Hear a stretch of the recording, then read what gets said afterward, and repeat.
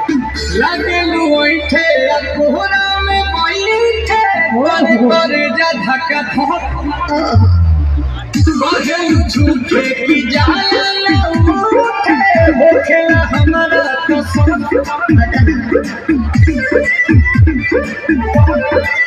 सुनो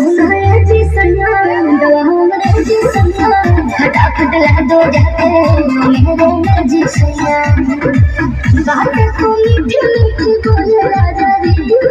बोले राजा जी बात को मीठी मीठी बोले राजा जी बोले राजा जी कमरिया बोले बोले कमरिया बोले बोले कमरिया बोले बोले बोले बोले बोले राजा जी कमरिया बोले